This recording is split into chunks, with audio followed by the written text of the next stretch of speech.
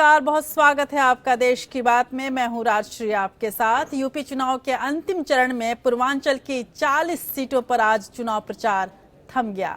8 मार्च को यूपी में और मणिपुर में वोट डाले जाएंगे और फिर शुरू होगा 11 मार्च का इंतजार, यानी नतीजों की तारीख का काउंटडाउन। बताएंगे आखिरी दौर के लिए कैसे सभी पार्टियों ने झोंकी है पूरी ताकत। साथ ही बताएंगे आपको वाराणसी में मोदी का पिछले 3 दिनों तक चला रोड शो और रैलियों का क्या मतलब है और इससे क्या मायने निकलते हैं, कितना प्रभाव पड़ा है इनका, ये सब कुछ आपके सामने रखेंगे। चुनावी शोर के थम जाने के बाद एपीएन ने टटोला है वाराणसी वासियों का मन। उनका मन क्या कह रहा है, किस तरह से उन्होंने लिया है प्रधानमंत्री मोदी के इस मेगा शो को, ये हम आपको दिखाएंगे एक एक्सक्लूसिव रिपोर्ट के जरिए। मणिपुर भी ले चलेंगे आपको और मणिपुर में कौन सा मुद्दा चुनाव प्रचार के दौरान छाया रहा और इससे किसको लाभ हानि हो सकता है, ये हम आपको बताएंगे। आखिर पाकिस्तान ने कैसे माना और क्यों माना है 26 से 11 मुंबई हमले को? उसी देश में स्थित एक आतंकी संगठन ने दिया था अंजाम और अब भारत इसका रणनीतिक उपयोग कैसे कर सकता है, ये हम आपको बताएंगे। कोर्ट की खबरों में आज बहुत कुछ है। हम आपको दिखाएंगे कि यूपी के मंत्री गायत्री प्रजापति की मुश्किलें किस तरह से बढ़ रही हैं।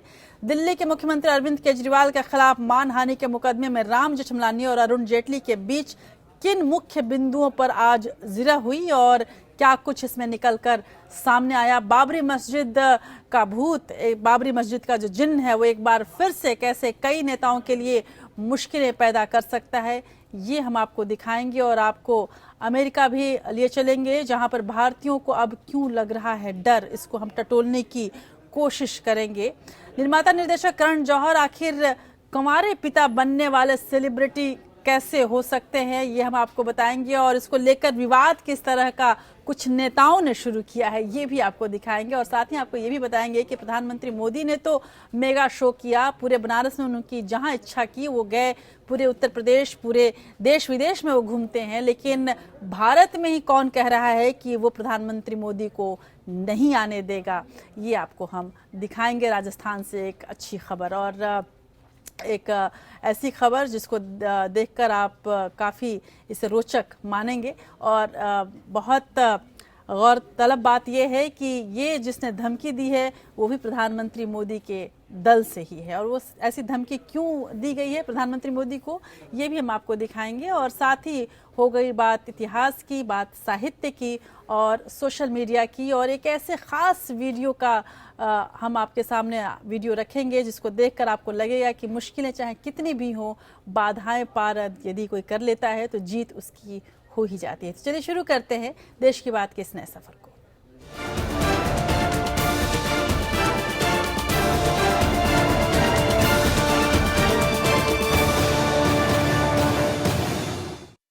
प्रधानमंत्री नरेंद्र मोदी का 3 दिन का वाराणसी दौरा रोहनिया की रैली के साथ ही समाप्त हो गया। अपने संसदीय क्षेत्र में डटे रहे मोदी ने जहां भीतर घात और बागियों से होने वाले नुकसान को पूरी तरह से खत्म करने की कोशिश की, तो वहीं सपा कांग्रेस गठबंधन और बीएसपी पर भी जबरदस्त वार किए। मोदी ने सपा कांग्रेस के गठबंधन और बीएसपी को एक ही थाली के चट्टे बट्टे बताए। रोहिनिया की रैली में प्रधानमंत्री नरेंद्र मोदी खूब बोले। मोदी ने मंच से जवानों की बात की तो किसानों के मुद्दे को भी छुआ। उन्होंने गरीबी, बेरोजगारी और सियासत पर भी बात की। 7वें दौर के प्रचार के आखिरी दिन पीएम मोदी ने सपा कांग्रेस गठबंधन पर करारा वार किया तो बीएसपी प्रमुख मायावती को भी पीएम ने नहीं बख्शा। प्रधानमंत्री ने सपा, बसपा और कांग्रेस को एक ही थाली का चट्टा बट्टा बताया। बहन जी कुछ अपना भला करेगी क्या? कोई भरोसा है क्या? बुआ में भरोसा है, भतीजे में भरोसा है, भतीजे के यार में भरोसा है, ये कुछ नहीं करेंगे भाई। अब तक आपने इनको देख लिया है मेरे भाइयों बहनों, अब बार बार मौका दे करके उत्तर प्रदेश को तबाह मत कीजिए भाई। पिछले 15 साल चुनावी रैली में उमड़ी भीड़ से गदगद पीएम मोदी ने विपक्ष पर एक के बाद एक करारा वार किया। उन्होंने कहा कि जनता इस बार विपक्ष के भरमाने वाले वादों में ना फंसे। अगर यूपी का विकास करना है तो बीजेपी को सत्ता में लाना ही होगा। सपा, बसपा, कांग्रेस से मुक्ति दिला करके उत्तर प्रदेश के नौजवानों का भविष्य सुनिश्चित करने का मौका है। पिछले 15 साल में एक पूरी पीढ़ी को इन लोगों ने तबाह कर दिया है। भाइयों बहनों, अब हमारी पीढ़ियों को और तबाह नहीं होने। लगातार 3 दिन तक अपने संसदीय क्षेत्र वाराणसी में रहकर जहां पीएम मोदी ने भीतरघात और बागियों से होने वाले नुकसान की भरपाई की कोशिश की, तो वहीं काशी के किले को भेदने के विपक्षी प्रयासों को भी रोकने के लिए पूरा दमखम लगाया। Bureau report, APN। उधर पूर्वांचल की 40 सीटों पर चुनाव प्रचार के आखिरी दिन भी वाराणसी में शोर आज मचा रहा। प्रधानमंत्री नरेंद्र मोदी ने आज फिर रोड शो किया। पूर्व प्रधानमंत्री लाल बहादुर शास्त्री के पैतृक निवास पहुंचे, वहां जनसभाएं की। यही नहीं, मोदी गढ़वा आश्रम भी गए, जिसके करोड़ों अनुयायियों में सबसे बड़ी तादाद कही जाती है कि यादवों की है। यानी कि आप समझ सकते हैं कि निशाना कहां था। अब सवाल उठ रहे हैं कि धुआंधार दौरे करने वाले प्रधानमंत्री मोदी 3 दिन तक एक ही शहर में अपने संसदीय क्षेत्र वाराणसी में क्यों टिके रहे।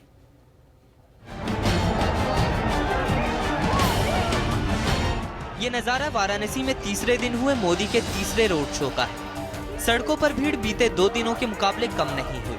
मोदी ने पूर्व प्रधानमंत्री लाल बहादुर शास्त्री की प्रतिमा पर माल्यार्पण किया और उनके पैतृक निवास भी पहुंचे। प्रधानमंत्री ने घर के भीतर बने संग्रहालय को भी देखा। शांत दिख रहे प्रधानमंत्री मोदी रोहिणिया पहुंचते ही अपने रंग में आ गए। सपा बसपा कांग्रेस से मुक्ति दिला करके उत्तर प्रदेश के नौजवानों का भविष्य सुनिश्चित करने का मौका है। पिछले 15 साल में एक पूरी पीढ़ी को इन लोगों ने तबाह कर दिया है। भाइयों बहनों, अब हमारी पीढ़ियों को और तबाह नहीं होने। प्रधानमंत्री नरेंद्र मोदी वाराणसी में अपने तीसरे दिन के प्रचार अभियान में गढ़वा आश्रम भी पहुंचे। वहां उन्होंने गौ सेवा भी की। पीएम के गढ़वा आश्रम चुनने के पीछे भी राजनीतिक वजह बताई जा रही है। गढ़वा आश्रम के तकरीबन 2 करोड़ अनुयायी हैं, जिनमें से बड़ी संख्या में यादव शामिल हैं। इनके साथ ही दलित और अन्य पिछड़े समाज के लोग भी इस आश्रम से जुड़े हैं। लिहाजा इस दौरे को बड़े वोट बैंक को बीजेपी की ओर मोड़ने की कोशिश के तौर पर देखा जा रहा है। वाराणसी में प्रधानमंत्री नरेंद्र मोदी लगातार तीसरे दिन सड़कों पर उतरे। ऐसे में सवाल उठने लगे कि क्या पूर्वांचल में बीजेपी की राह कठिन हो रही है, जिसकी वजह से प्रधानमंत्री को पूरा जोर लगाना पड़ रहा है। प्रधानमंत्री बनने के बाद शायद ये पहला मौका है जब मोदी ने किसी शहर में लगातार 3 दिन बिताए हैं। 2014 के लोकसभा चुनाव के दौरान भी मोदी किसी शहर में रात नहीं बिताते थे और गांधीनगर वापस लौटते। तो क्या वाकई में वाराणसी और पूर्वांचल में बीजेपी की हालत पतली है? वाराणसी में 8 विधानसभा सीटें हैं। इनमें से 3 बीजेपी के पास, 2 बीएसपी और सपा के पास और 1 कांग्रेस के पास। वाराणसी में सीटों की संख्या बढ़ाने पर बीजेपी नेताओं का ज्यादा जोर है। साथ ही पूर्वांचल की 89 सीटें ही बीजेपी का यूपी में भविष्य तय करेंगी। जिले की 8 सीटों पर जीत के लिए बीजेपी को यहाँ बहुत जोर लगाना पड़ रहा है। बीजेपी के 20 से ऊपर केंद्रीय मंत्री और करीब 100 सांसद पिछले कुछ दिनों से वाराणसी में कैंप कर रहे हैं। बीजेपी की सबसे बड़ी गलती यह मानी जा रही है कि उम्र के 7वें दशक में पहुंच चुके पार्टी के स्थानीय स्तर के कद्दावर नेता बंगाली ब्राह्मण दादा श्यामदेव राय चौधरी को टिकट नहीं दिया गया। वे वाराणसी दक्षिण सीट से लगातार 7 बार से पार्टी की तरफ से चुनाव जीते हुए हैं। इससे बंगाली और ब्राह्मण समुदाय पार्टी से नाराज है। 7वें और अंतिम फेज में पूर्वांचल की 40 सीटों पर वोटिंग होनी है। धर्म की नगरी वाराणसी को पूर्वांचल का केंद्र माना जाता है। यह शहर पीएम मोदी और उनके मंत्रियों की आवभगत करने में पिछले कुछ दिनों से मशगूल है। तो वहीं अखिलेश यादव, राहुल गांधी और बीएसपी अध्यक्ष मायावती को भी बनारस तवज्जो देने में पीछे नहीं रहा। Bureau report, APN। तस्वीरें कुछ ऐसी हैं मानो बनारस फतह तो यूपी फतह। बहरहाल प्रधानमंत्री मोदी की यदि हम बात करें तो प्रतीकों का सदुपयोग करना वो जानते हैं। प्रतीक किसी के भी हों, उसे अपना बनाकर अपने पक्ष के लिए किस तरह से उसका उपयोग करना है, इसमें वो माहिर है। ये मोदी ही हैं जिन्होंने गांधी और नेहरू की परंपरा के ही सरदार पटेल को अपने से जोड़ लिया और जरूरत पड़ी तो गांधी को, नेहरू तक को उनके लिए एक प्रतीक बनाते रहे। अब बारी लाल बहादुर शास्त्री की थी।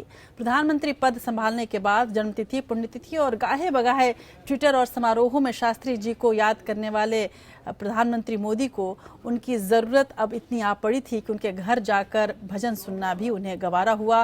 पर सीधे साधे लाल बहादुर शास्त्री के सामने लकदक करते हमारे प्रधानमंत्री मोदी और खूबसूरत रोड शो करने वाले हमारे प्रधानमंत्री मोदी की उपस्थिति अपने आप में बेहद दिलचस्प है। बहरहाल हम आपको इस वक्त ये जरूर बता दें, लाल बहादुर शास्त्री का जिक्र छिड़ा है तो लाल बहादुर शास्त्री के व्यक्तित्व की कुछ खास घटनाएं जरूर हम आपको बताना चाहेंगे।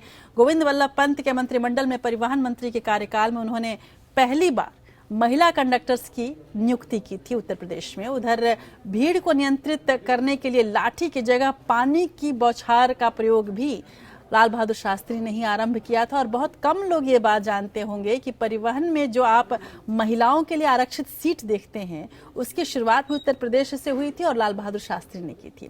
शास्त्री जी की देन थी कि रेलवे में 3rd क्लास जो सीटें हैं वो मिली। उन्होंने 1st क्लास और 3rd क्लास के किराए में भी काफ़ी अंतर कर दिया था। इससे कमज़ोर तबके के लोगों को बड़ी राहत मिली थी।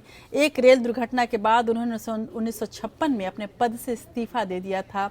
ये उनकी मानवता का एक उदाहरण था और उन्होंने भी जय जवान जय किसान का नारा दिया और ता जिंदगी इस नारे पे वो अमल करते रहे। लेकिन अब ज़माना अलग है, लाल बहादुर शास्त्री का ज़माना नहीं रहा और जाहिर सी बात है कि प्रधानमंत्री मोदी जो कि नए जुमले गढ़ने में, नए नारे देने में माहिर हैं और उन नारों को किस तरह से जनता तक पहुंचाना है ये भी वो समझते हैं और लगातार 3 दिनों में उन्होंने अपनी इस कला का विशेष प्रदर्शन किया।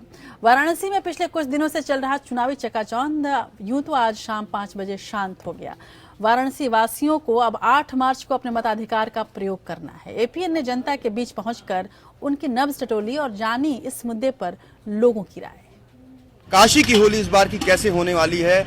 लठमार होली होगी या फिर केसरिया रंग में रंग जाएगा बनारस? ये जानने की कोशिश करेंगे क्योंकि बनारस में इस बार जो हलचल मची हुई है, जो सियासी हलचल मची हुई है, उसे देखकर तो यही लगता है कि इस बार का जो मुकाबला होगा वो बेहद दिलचस्प होने वाला है। प्रधानमंत्री का संसदीय क्षेत्र है, काशी की जनता है, यहाँ के जनता का जो मिजाज है वो बेहद अनोखा है। सीधे बात करेंगे जनता से और जानने की कोशिश करेंगे कि इस बार क्या होने वाला है। तो इस बार किसको आशीर्वाद मिलेगा भोले बाबा का? अब ये तो कहा नहीं जा सकता हो। क्या लगता है? अब अंदाज तो हर पार्टी जो अपना दावा पेश कर रही है कि हम बनेंगे, हमको बनाना है सरकार, लेकिन वो क्या बनाएंगे वो तो रिजल्ट बताएगा। अनोखा मैसेज या कहें एक बड़ा जिसको कहा जाए कि मजाकिया अंदाज में आजकल फेसबुक पे एक चर्चा बहुत जोरों से हो रही है कि जोड़ियां या तो ऊपर बनती है या तो फिर जमीन पर मोदी के डर से। तो ये जानने की कोशिश करेंगे कि जोड़ी जो वो ऊपर से बन के आती है या मोदी के डर से जोड़ी बनती है? नहीं, देखिए ऐसा है कि जोड़ी तो ऊपर से बन के आती है। और यहाँ जो जोड़ी बनी है इस बार? नहीं, यहाँ तो जोड़ी गलत बनी है। अच्छा, जैसे अखिलेश जी की जो जोड़ी बनी है वो ये जोड़ी तो गलत है।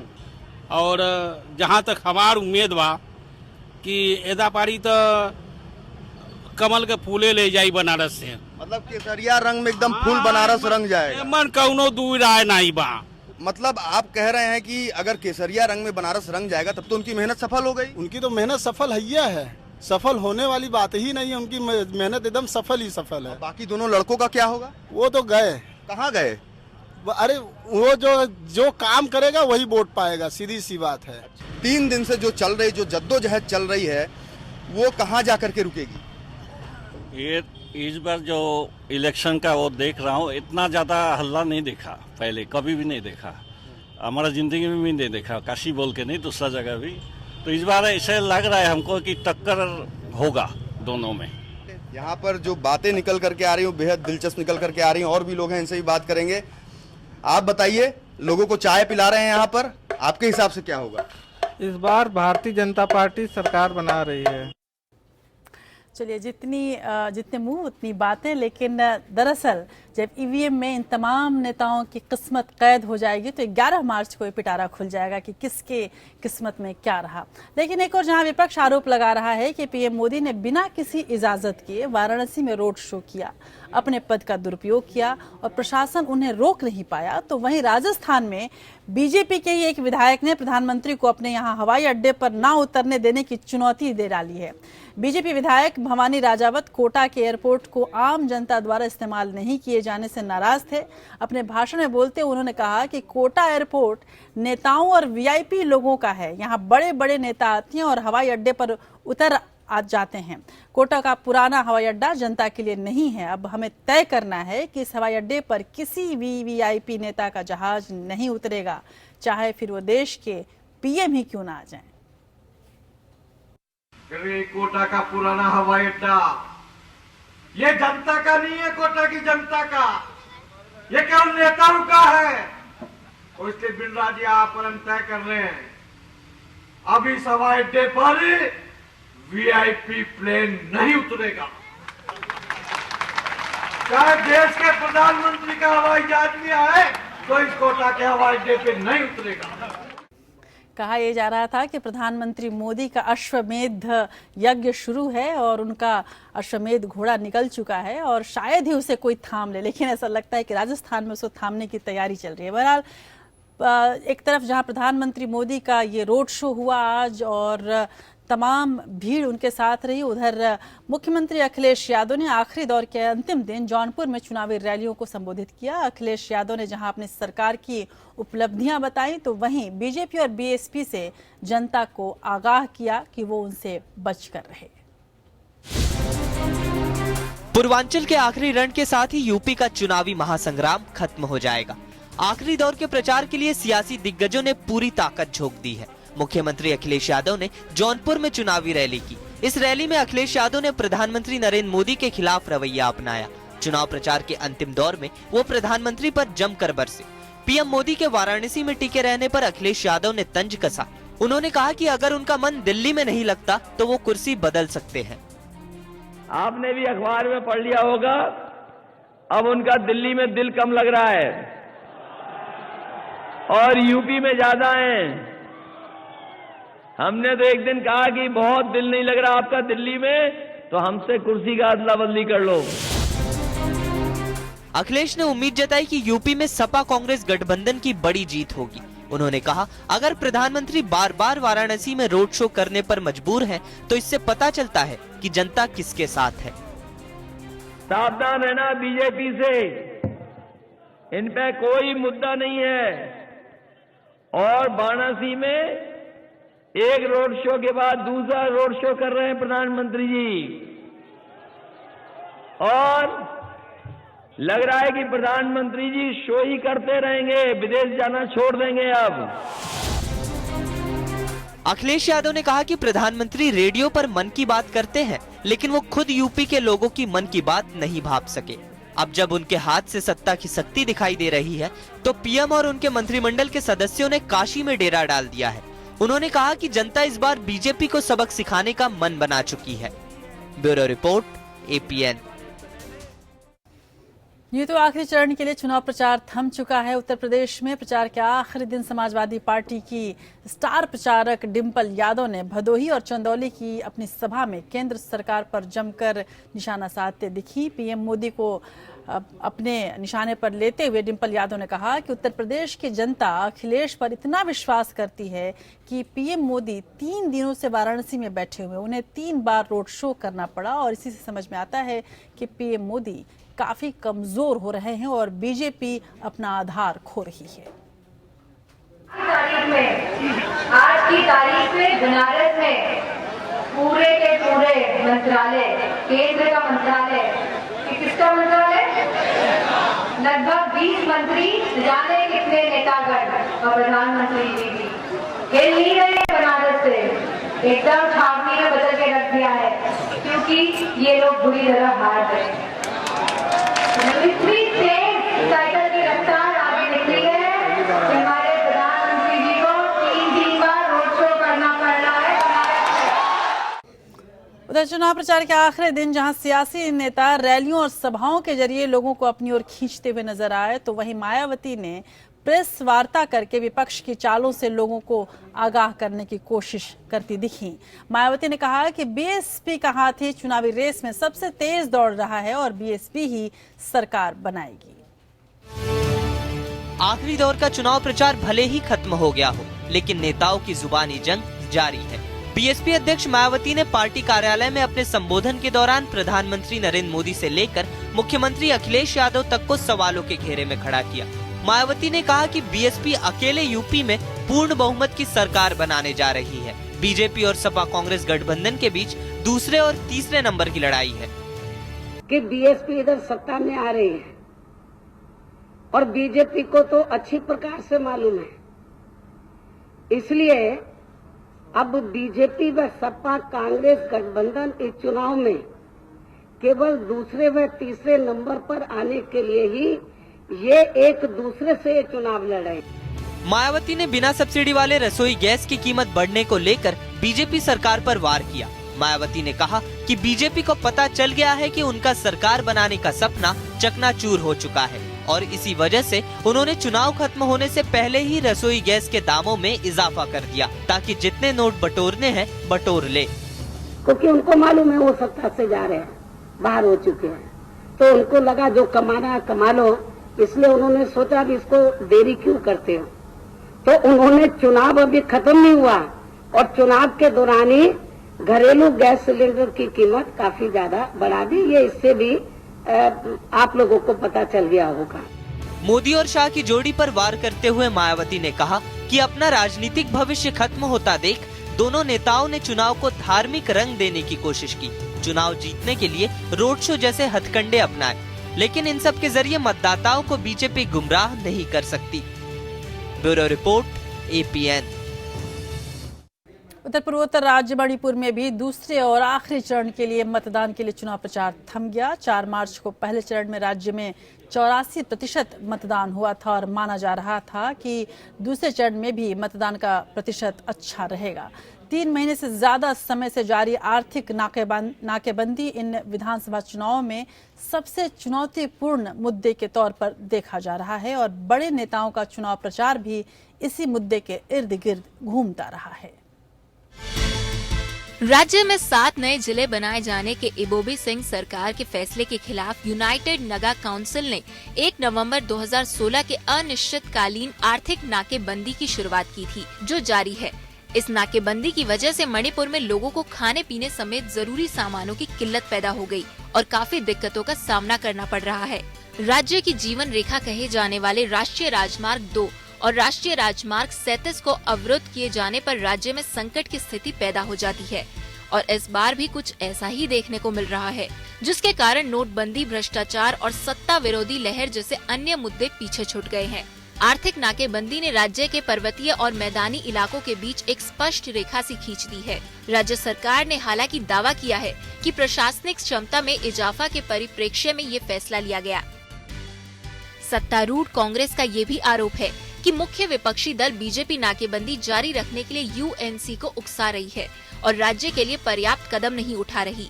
बीजेपी अपने जवाबी हमले में लगातार ये कहती रही है कि ओकराम इबोबी सिंह की सरकार ने घाटी के इलाकों में राजनीतिक लाभ हासिल करने के उद्देश्य से जिलों का बंटवारा किया। सूत्रों के मुताबिक केंद्र सरकार नागालैंड को विशेष दर्जा दे सकती है, जिसके तहत बाहर के लोगों को नागालैंड में प्रवेश के लिए पासपोर्ट की आवश्यकता होगी। केंद्र के इस फैसले का मणिपुर वासी विरोध कर रहे हैं, जिसका फायदा एंटी इनकम्बेंसी फैक्टर से जूझ रही इबोबी सरकार को मिल सकता है। हालांकि बीजेपी की चुनौती कड़ी है। Bureau report, APN। उधर 8 मार्च को 7वें और आखिरी चरण के लिए यूपी में मतदान होगा। इसके साथ ही यूपी विधानसभा चुनाव संपन्न हो जाएगा और साथ ही मणिपुर में भी चुनाव संपन्न हो जाएंगे। इसके बाद लोगों की निगाह 11 मार्च पर जाकर ठहरेगी, जिस दिन मतगणना होगी और 5 राज्य में किसकी सरकार बनेगी इसका खुलासा होगा। 7वें और आखिरी दौर के लिए पूर्वांचल के 7 जिलों में करो या मरो की तर्ज पर तूफानी चुनाव प्रचार हुआ। अंतिम दौर में पीएम मोदी के संसदीय क्षेत्र वाराणसी समेत 7 जिलों के 40 विधानसभा क्षेत्रों में 8 मार्च को वोट डाले जाएंगे। आखिरी दौर में गाजीपुर, वाराणसी, चंदौली, मिर्जापुर, भदोही, सोनभद्र और जौनपुर में मतदान होगा। इस दौर में 3 नक्सल प्रभावित जिले भी शामिल हैं। सोनभद्र, मिर्जापुर और चंदौली में किसी भी खतरे से निपटने के लिए सुरक्षा बल तैनात हैं। अंतिम दौर में 1,41,00,000 मतदाता अपने मताधिकार का इस्तेमाल करेंगे। इनमें 64,76,000 महिला मतदाता शामिल हैं। वोट डालने के लिए कुल 14,458 मतदान केंद्र बनाए गए हैं। बीएसपी के 40, बीजेपी के 32, सपा के 31, कांग्रेस के 9 और आरएलडी के 21 उम्मीदवार चुनाव मैदान में हैं। सबसे अधिक 24 उम्मीदवार वाराणसी, कैंट, जबकि जौनपुर की केराकत सीट पर सबसे कम 6 प्रत्याशी मैदान में हैं। बात 2012 की करें तो कुल 40 सीटों में से 23 सपा के खाते में गई थी। बसपा को 5, बीजेपी को 4, कांग्रेस को 3 और अन्य को 5 सीटों पर सफलता मिली थी। आखिरी दौर में कुल 535 उम्मीदवार अपनी किस्मत आजमा रहे हैं। Bureau report, APN. अब बीजेपी। चलिए और नजर डालते हैं देश की अन्य खबरों पर। नेशनल टॉप 5 खबरों में केंद्र की मोदी सरकार जल्द ही अपने कर्मचारियों और पेंशनधारियों को इसी महीने के अंत में खुशखबरी दे सकती है। सरकार महंगाई भत्ते में 2 से 4% तक की बढ़ोतरी करने का ऐलान कर सकती है। सरकार अपने कर्मचारियों को महंगाई से राहत दिलाने के लिए साल में 2 बार महंगाई भत्ता बढ़ाती है। सरकार के इस ऐलान से 50 लाख कर्मचारी और 58 लाख पेंशनधारियों को फायदा मिलेगा। स्टेट बैंक ऑफ इंडिया ने 5 सालों के बाद अपने अकाउंट में मिनिमम बैलेंस नहीं रखने पर लगने वाली पेनाल्टी फीस में बढ़ोतरी की। 1 अप्रैल से एटीएम सहित अन्य सर्विसेज के बदले लिए जाने वाले चार्ज में भी बदलाव किया गया है। नए नियमों के मुताबिक अगर आप एसबीआई के अलावा किसी एटीएम से महीने में 3 बार से ज्यादा ट्रांजैक्शन करते हैं तो आपको 20 रुपए देने होंगे। वहीं एसबीआई के एटीएम से महीने में 5 बार से ज्यादा ट्रांजैक्शन करने पर 10 रुपए का एक्स्ट्रा चार्ज लगेगा। हरियाणा विधानसभा में वित्त मंत्री कैप्टन अभिमन्यु ने बजट पेश किया। पहली बार व्यय के योजना और गैर योजनागत वर्गीकरण को खत्म करके बजट को राजस्व एवं पूंजीगत वर्गीकरण के रूप में प्रस्तुत किया गया। इस बार वित्त मंत्री ने 1,02,329 करोड़ रुपए का बजट पेश किया। वित्त मंत्री ने बताया कि पिछले वित्त वर्ष की तुलना में राजकोषीय घाटा कम हुआ है। प्रदेश में विकास कार्यों के लिए 14,932 करोड़ रुपए खर्च होंगे। दिल्ली के मुख्यमंत्री अरविंद केजरीवाल ने अपने दिल्ली को लंदन बनाने वाले बयान पर सफाई दी है। अरविंद केजरीवाल ने अपने आज के बयान में कहा है कि उन्होंने ऐसा कभी नहीं कहा कि दिल्ली को लंदन बना देंगे। असल में उन्होंने कहा था कि जैसी नागरिक सुविधाएं और साफ सफाई पश्चिमी देशों में मिलती है, दिल्ली में भी वैसी ही सफाई बहाल करेंगे। रविवार के अपने बयान पर सफाई देते हुए केजरीवाल ने कहा, 1 साल में दिल्ली को वैसे ही साफ करके दिखा देंगे जैसे लंदन और दूसरी वेस्टर्न कंट्री दिखती है। देश की राजधानी दिल्ली में एक बार फिर तेज तर्रार मर्सिडीज कार ने एक जिंदगी को निगल लिया। एक मर्सिडीज कार ने स्कूटी सवार युवक को टक्कर मार दी। कार की स्पीड इतनी तेज थी कि युवक की मौके पर ही मौत हो गई। टक्कर मारने के बाद चालक कार को लेकर फरार हो गया। मृतक का नाम 17 वर्षीय अतुल है। मिली जानकारी के मुताबिक अतुल अपने दोस्त को उसके घर छोड़ने गया था। तभी वापस लौटते समय सामने से आ रही तेज रफ्तार कार ने उसे टक्कर मार दी। घटना के बाद कार चालक नहीं रुका, लेकिन कार की तस्वीरें सीसीटीवी में कैद हो गई है।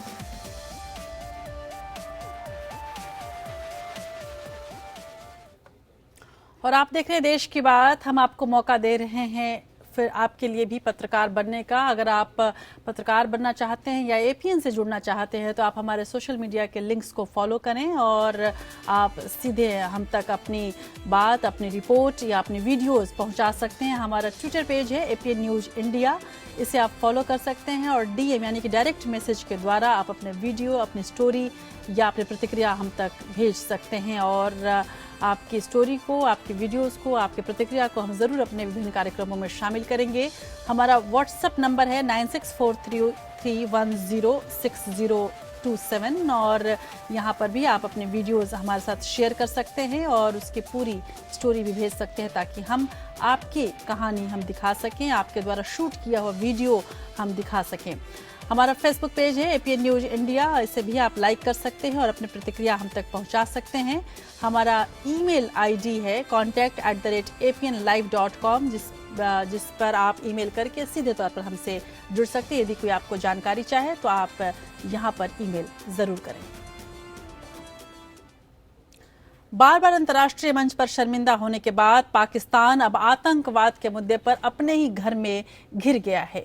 पाकिस्तान के पूर्व NSA ने मुंबई हमले को लेकर बड़ा खुलासा किया है। यह खुलासा क्या है, देखिए इस खास रिपोर्ट में। पाकिस्तान ने आतंकवाद के मुद्दे पर भारत के सबूतों को खारिज किया।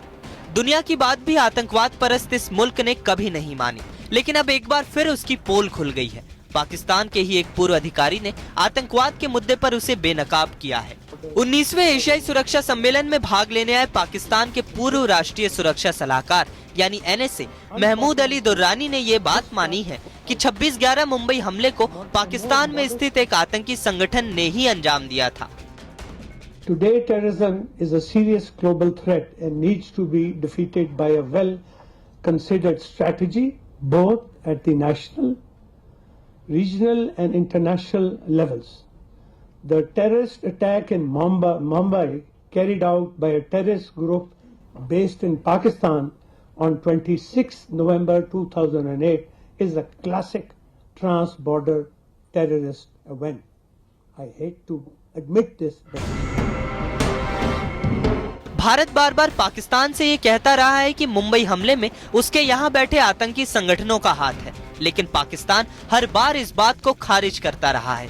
लेकिन अब उसके ही एक पूर्व शीर्ष अधिकारी ने उसकी कलई खोल दी है। दुर्रानी के इस इकरारनामे पर भारत ने प्रतिक्रिया दी है। गृह राज्य मंत्री किरण रिजिजू ने कहा है कि इसमें कुछ भी नया नहीं है। भारत इसे लेकर पाकिस्तान को पहले ही कई सबूत दे चुका है। India's position is very well known. There's nothing new revelation for us. Durrani ने जमात-उद-दावा के आतंकवादी हाफिज सईद के बारे में भी बयान दिया। उन्होंने कहा कि पाकिस्तान को उसके खिलाफ कार्रवाई करनी चाहिए। दुर्रानी ने यह भी कहा कि भारत के बिना पाकिस्तान की तरक्की संभव नहीं है। Bureau report, APN। 30 साल तक भारतीय नौसेना की शान रहा INS विराट आज रिटायर हो गया।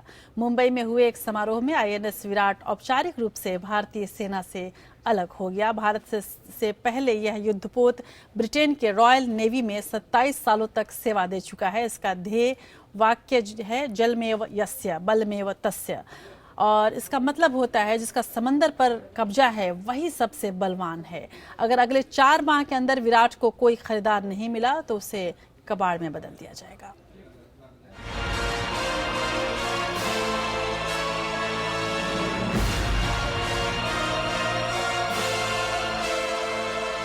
तीन दशकों तक भारतीय नौसेना को अपनी सेवाएं देने वाला INS विराट नौसेना के बेड़े से हट गया।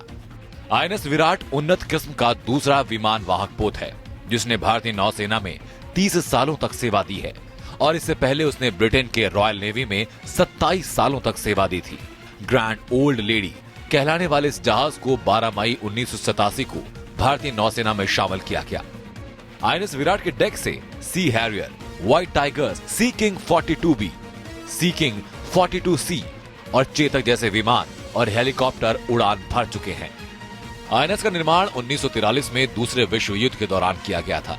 इस एयरक्राफ्ट कैरियर ने 1989 में श्रीलंका में भारतीय शांति सेना के कई ऑपरेशन और 1999 में करगिल युद्ध के दौरान बड़ी भूमिका निभाई थी। INS विराट की अंतिम बार तैनाती 2016 में विशाखापट्टनम में इंटरनेशनल फ्लीट रिव्यू के दौरान की गई थी। विराट की विदाई के बाद सिर्फ एक एयरक्राफ्ट कैरियर युद्धपोत विक्रमादित्य ही भारत के पास रह जाएगा। विमान वाहक युद्धपोत विक्रांत की नौसेना में पूरी तरह शामिल होने में अभी 2 से 3 साल लग सकते हैं। INS विराट 5 लाख नॉटिकल मील यानी करीब 9,30,000 किलोमीटर का सफर कर चुका है। INS विराट जहाज से विभिन्न किस्म के विमान 22,034 घंटे की उड़ान भर चुके हैं। Bureau report, APN। तो नौसेना से जहां विराट की विदाई हुई, वहीं पर करीब 20 वर्ष बाद स्वदेश निर्मित इंसास राइफल आखिरकार सेना में सेवा से हटेगी और एक आयातित असॉल्ट राइफल उसका स्थान ले लेगी। इसका निर्माण बाद में देश में किया जाएगा। 1988 में सेना में शामिल की गई थी the Indian small arms system यानी इंसास के स्थान पर अधिक कैलिबर की घातक असॉल्ट राइफल को शामिल किया जाएगा। लंबी दूरी में प्रभावी नहीं होना इंसान की सेवा से हटाने का मुख्य कारण रहा। ये सबसे अच्छी हालत में दुश्मन को पंगु बना सकती है, जबकि असॉल्ट राइफल पहले ही पाकिस्तानी सेना में शामिल की जा चुकी है। इस असॉल्ट राइफल की खासियत ये है कि 500 मीटर की दूरी पर भी ये दुश्मन का खात्मा कर सकती है और टेक्नोलॉजी में भी बेहतर है। अदालत की कुछ खबरों की ओर बढ़ें। गैंगरेप के आरोपी गायत्री प्रजापति को सुप्रीम कोर्ट से दोहरा झटका लगा है। कोर्ट ने गिरफ्तारी पर रोक लगाने या आदेश में बदलाव करने से साफ तौर पर इनकार कर दिया है। कोर्ट ने कहा कि हमने सिर्फ एफआईआर दर्ज कर जांच करने के आदेश दिए थे, हमने न तो गिरफ्तारी के आदेश दिए हैं और न ही वारंट जारी किया है। अगर निचली अदालत ने गैर जमानती वारंट हासिल किए हैं तो गायत्री प्रजापति कोर्ट में जाकर इसे चुनौती दें। कोर्ट इस मामले में कोई आदेश जारी नहीं करेगा। गैंगरेप केस में फंसे यूपी सरकार के भगौड़े मंत्री गायत्री प्रसाद प्रजापति को लेकर सुप्रीम कोर्ट ने कहा कि हमने उनकी गिरफ्तारी को लेकर कोई आदेश नहीं दिया था, बल्कि यूपी पुलिस को केस दर्ज करके जांच का आदेश दिया था। ऐसे में अगर पुलिस चाहे तो गायत्री प्रजापति को गिरफ्तार कर सकती है। इससे राहत पाने के लिए प्रजापति को संबंधित कोर्ट में याचिका देनी चाहिए। ऑनरेबल सुप्रीम कोर्ट ने ये क्लैरिफाई कर दिया हमारे एप्लीकेशन पे आज दैट वो सुपरविजन नहीं कर रहे हैं, वो मॉनिटर नहीं कर रहे हैं इन्वेस्टिगेशन का। एंड दोनों जो पार्टीज हैं, victim as well as the accused, alleged accused, वो दोनों जो भी अपने राइट्स अवेलेबल हैं कानून में वो सारा अपना एजिटेट कर सकते हैं अलग अलग कोर्ट्स में जहां पे भी अवेलेबल हैं उनके। गैंगरेप के मामले में गैर जमानती वारंट जारी होने के बाद से ही गायत्री प्रजापति फरार चल रहे हैं। उन्होंने सुप्रीम कोर्ट में याचिका दाखिल करके गिरफ्तारी से राहत की मांग की थी। एक एप्लीकेशन थी इस बात के लिए कि जो माननीय उच्चतम न्यायालय ने अपना पुराना ऑर्डर किया था एफआईआर दर्ज कराने का, उसको वापस ले लिया जाए, उसको बदल दिया जाए। मगर माननीय उच्चतम न्यायालय ने बहस सुनने के बाद उसमें कोई उनके पक्ष में ऑर्डर नहीं किया है और उनकी जो ये गुजारिश थी कि पुराना वाला ऑर्डर एफआईआर दर्ज करने का वो खत्म कर दिया जाए, उसको सुप्रीम कोर्ट ने नहीं माना। यूपी पुलिस गायत्री प्रजापति की तलाश कर रही है। उनकी गिरफ्तारी के लिए छापेमारी की जा रही है। पुलिस मंत्री की संपत्ति भी कुर्क करने की तैयारी में है। विदेश फरार होने की आशंका के चलते एयरपोर्ट पर भी अलर्ट जारी है। Bureau report, APN. और इस बीच गायत्री प्रसाद प्रजापति के साथ इस मामले में सह आरोपी चंद्रपाल को पुलिस ने गिरफ्तार कर लिया है। ADG law and order Daljit Singh ने बताया कि चंद्रपाल को गिरफ्तार करके पूछताछ की जा रही है। वह पहले यूपी पुलिस में सिपाही था, लेकिन इस मामले में सह आरोपी बनाए जाने के बाद उसे निष्कासित कर दिया गया था। सुप्रीम कोर्ट के आदेश के बाद यूपी पुलिस ने गायत्री प्रजापति और उनके सहयोगियों अशोक तिवारी, पिंटू सिंह, विकास शर्मा, चंद्रपाल रुपेश और आशीष शुक्ला के खिलाफ आईपीसी की विभिन्न धाराओं और पॉक्सो एक्ट के तहत रिपोर्ट दर्ज किया था। पीड़िता ने आरोप लगाया था कि साल 2014 में गायत्री प्रसाद प्रजापति के आवास पर उसके साथ गैंगरेप हुआ था। उधर दिल्ली के मुख्यमंत्री अरविंद केजरीवाल के खिलाफ मानहानि के मुकदमे में आज केजरीवाल के वकील राम जेठमलानी और अरुण जेटली के बीच जिरह हुई। हाईकोर्ट में जेटली की इस याचिका के खिलाफ जेठमलानी केजरीवाल का बचाव कर रहे हैं। आज हुई सुनवाई में उन्होंने अरुण जेटली से जिरह की। पिछली सुनवाई में जेटली ने अपनी दलीलों के समर्थन में सबूत पेश किए थे। जेटली, केजरीवाल ने जानबूझकर उनकी छवि को खराब करने की कोशिश की। जेठमलानी, मुकदमा दायर करने में उन्हें 1 हफ्ते का वक्त क्यों लगा? जेटली, वो कई दिनों तक केजरीवाल के आरोपों को खारिज करते रहे थे। जेठमलानी, इन आरोपों से उन्हें क्या आर्थिक नुकसान हुआ? जेटली, उनके सम्मान की भरपाई पैसे से नहीं हो सकती, लेकिन आम आदमी पार्टी की बयानबाजी से उन्हें मानसिक आघात जरूर पहुंचा था। जेठमलानी, प्रतिवादियों के 5 दिन के बयानों पर आपने मुकदमा दायर किया। 1, 2, 3, 4, 5। जेटली, कई दिनों तक प्रिंट, डिजिटल और इलेक्ट्रॉनिक मीडिया में दिए गए बयानों के आधार पर जेटली के वकील, आप चिल्लाइए नहीं, आपका सवाल क्या है? पहले मुस्कुराना सीखिए। मैं आपका कानून का शिक्षक नहीं हूं।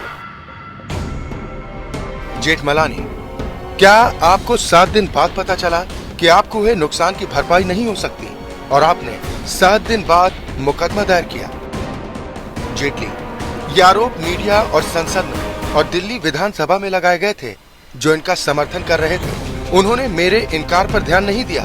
तब ये स्पष्ट हो गया कि ये अपूरणीय नुकसान हो गया है। जेठमलानी, मामला दर्ज करने से पहले आपने ये कैसे जान लिया?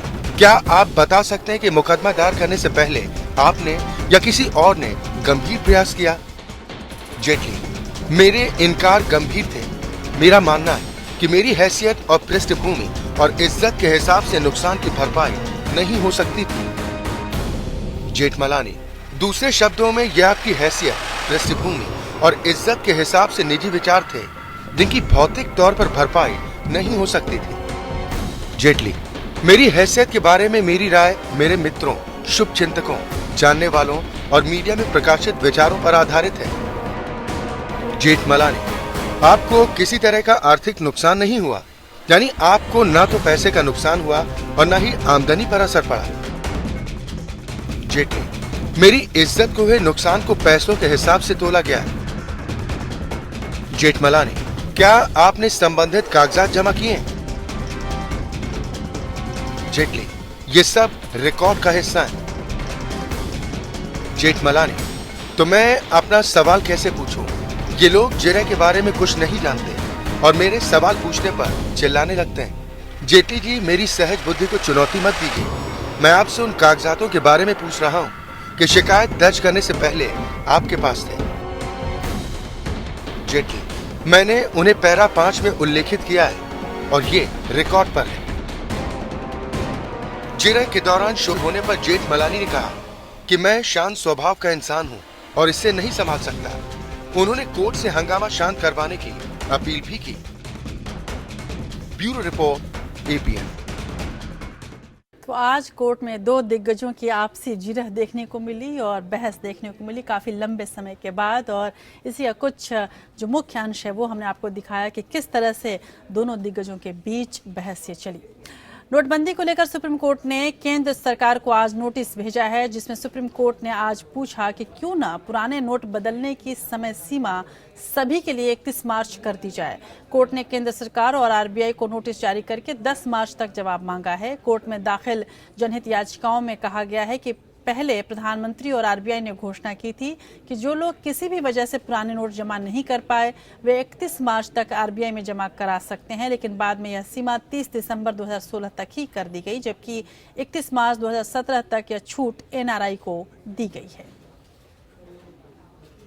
30 दिसंबर को ही भारत सरकार ने एक नया ऑर्डिनेंस निकाल दिया। उस ऑर्डिनेंस में कहा कि जिन कैटेगरी को वो नोटिफाई करेंगे वही कैटेगरी के लोग, भारतीय नागरिक, 31 मार्च तक पैसा जमा कर सकते हैं आरबीआई में। जो उन्होंने केवल विदेश में रहने वाले भारतीय नागरिक या एनआरआई को ही नोटिफाई किया है। इस पर प्रधानमंत्री को और वित्त मंत्री को पत्र भी लिखे गए, लेकिन उस पर कोई कार्रवाई नहीं हुई। तो यहाँ आज रेट लगाई गई कि प्रधानमंत्री के राष्ट्र के नाम के संदेश के हिसाब से ये पैसा 31 मार्च तक आरबीआई में जमा करने की इजाजत मिलनी चाहिए।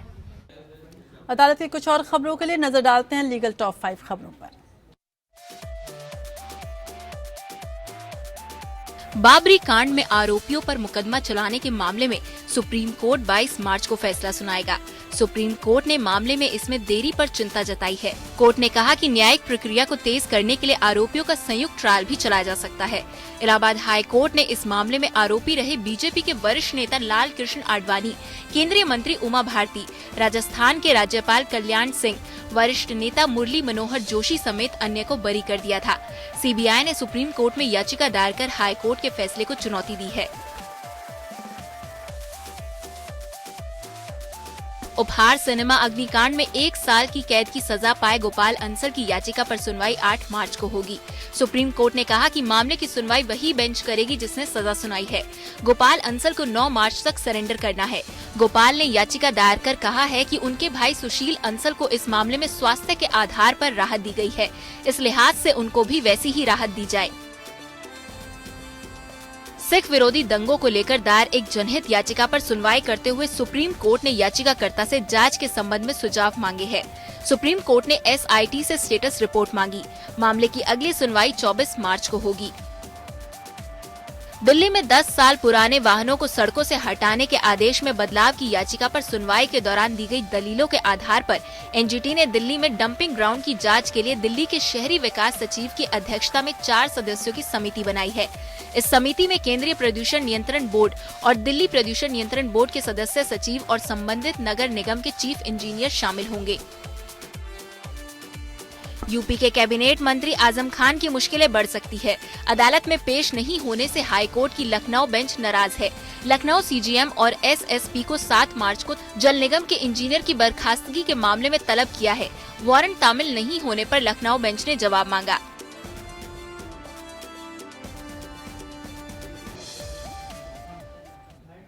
अमेरिका में बीते 13 दिनों में भारतीय मूल के लोगों पर हमले की 3 घटनाएं हो चुकी हैं। इनमें से 2 घटनाओं में हमलावरों ने देश से बाहर जाने का नारा लगाया है। बढ़ रही घटनाओं के बाद अब अमेरिका जाने को लेकर भारतीयों में डर है। सोशल मीडिया पर लोग विदेश मंत्री सुषमा स्वराज से अमेरिका के लिए ट्रैवल वार्निंग जारी करने की मांग कर रहे हैं। 22 फरवरी को कंसास के बार में हुई फायरिंग में भारतीय इंजीनियर श्रीनिवास कुचिवोतला की मौत हो गई थी, जबकि एक सिख को एक हमलावर ने गोली मारकर घायल कर दिया था। आंकड़ों के मुताबिक हर साल भारत में करीब 10 लाख लोग अमेरिका जाते हैं।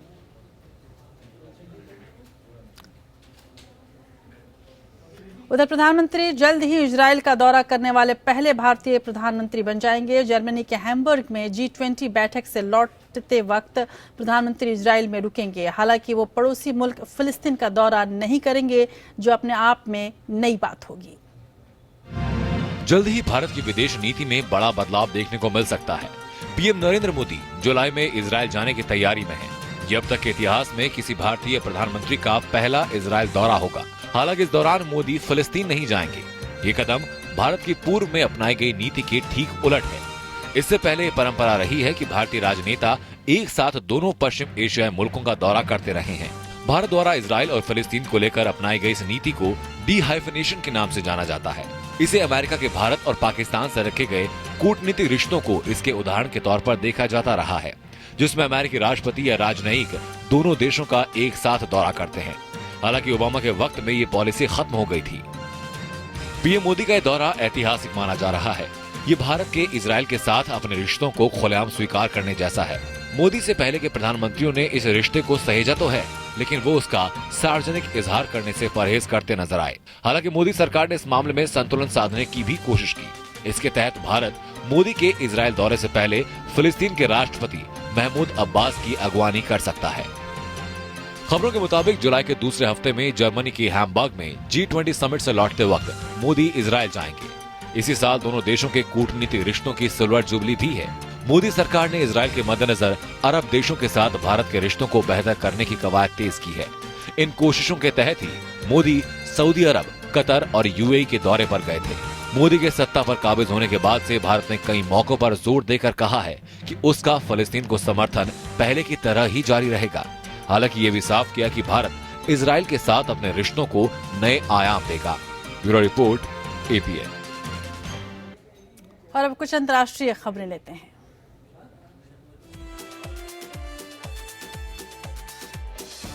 चीनी मीडिया ने भारत पर दक्षिण एशिया में चीन के बढ़ते आर्थिक और राजनीतिक प्रभाव से निपटने के लिए दलाई लामा कार्ड के इस्तेमाल करने का आरोप लगाया है और अरुणाचल प्रदेश में विवादित क्षेत्र में तिब्बती आध्यात्मिक नेता की मेजबानी करने पर नई दिल्ली को गंभीर परिणाम की चेतावनी भी दी है। अमेरिका में हेट क्राइम उफान पर है। भारतीय मूल के लोगों पर हमले बढ़ते जा रहे हैं। यहाँ पर सारे हमलावर गोली मारने के बाद जोर से मेरे देश से निकल जाओ के नारे भी लगा रहे हैं।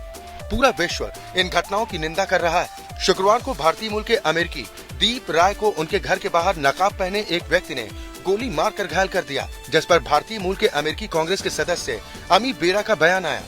उन्होंने इस घटना की निंदा की है। उनका कहना है कि घृणा से प्रेरित ये अपराध लगातार बढ़ते जा रहे हैं। FBI ने इसकी जांच शुरू कर दी है। उत्तर कोरिया ने सोमवार को 4 प्रक्षेपास्त्रों का परीक्षण किया, जिनमें कुछ जापान के उत्तर पूर्व में समुद्र में गिरे। जापान और दक्षिण कोरिया अपने पड़ोसी कम्युनिस्ट देश के इस कदम को युद्ध की तैयारी के तौर पर देख रहे हैं। उत्तर कोरिया ने सुबह 7:36 पर बैलिस्टिक मिसाइल का परीक्षण किया।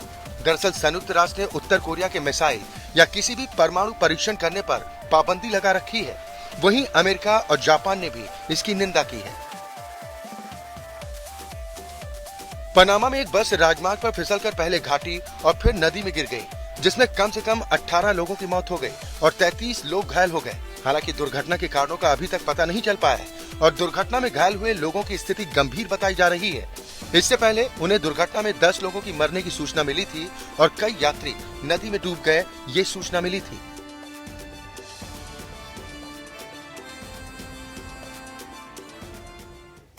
एक अच्छी खबर जिससे पाकिस्तान को बड़ा डर लग रहा है। अटारी पर लगाए गए देश के सबसे ऊंचे तिरंगे से पाकिस्तान बेहद डरा हुआ है। उसे शक है कि इससे भारत जासूसी करा सकता है। बता दें आपको कि भारत ने रविवार को 360 फीट ऊंचा तिरंगा फहराया है। ये इतना ऊंचा है कि लाहौर से भी नजर आएगा। इस फ्लैग का पोल 360 फीट लंबा है। फ्लैग की लंबाई 120 फीट और चौड़ाई 80 फीट है। इस पर 3.5 करोड़ रुपए का खर्च आया है।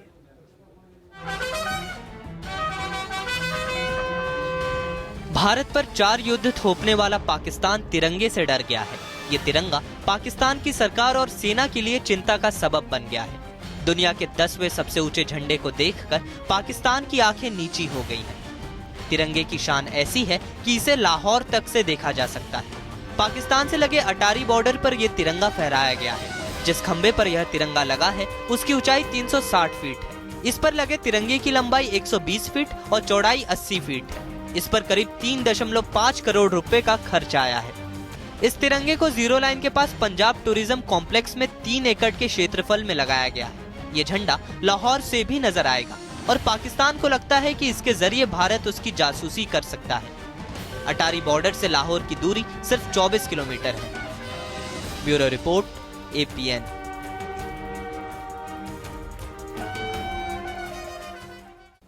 और देश की बात के आखिरी पड़ाव में अब बात देश और दुनिया के इतिहास की।